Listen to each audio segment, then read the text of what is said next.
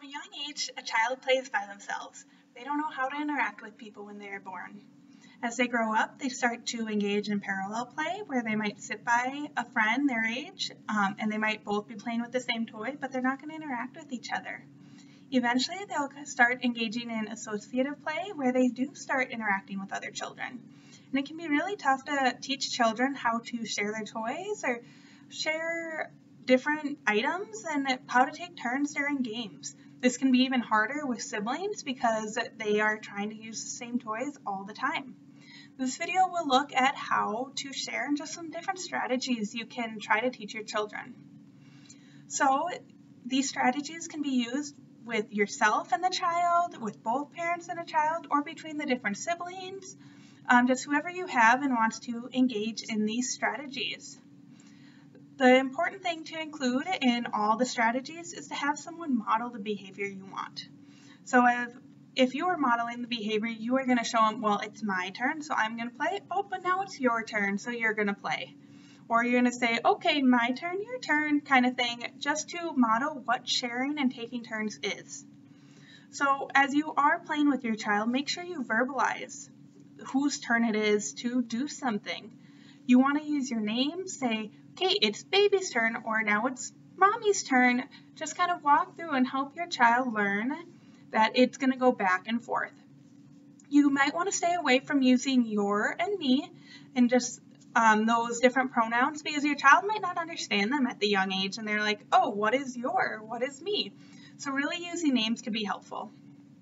So if you're trying to teach children to use or to try and share different toy, you could try using a timer. So timers might be tough because if they're counting down, your child might not know what time is.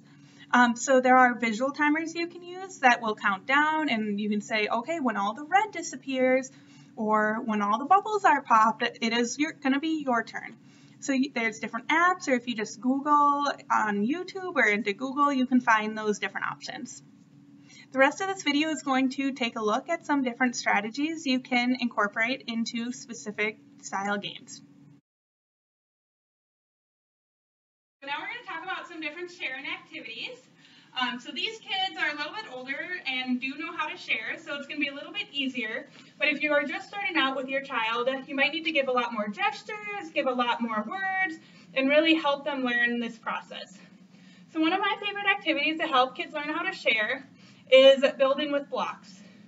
So an easy way to do it would be to take control of all the blocks. Don't just have them on the table. You have them all and you control them. When it is the kid's turn, you give them a block and they get to build up. So I would start here and I'd give a block to Harper and she's going to go in the middle. And now it's Zayden's turn. His turn. Okay, and then I'll give one to Harper and back to Zayden. And by this, I'm showing them that they're going to go every other, so that eventually, if they have the blocks between them, we'll know they can go 1, 2, 3, 4. And they're just going back and forth, and they're kind of learning that interaction and how to play with Another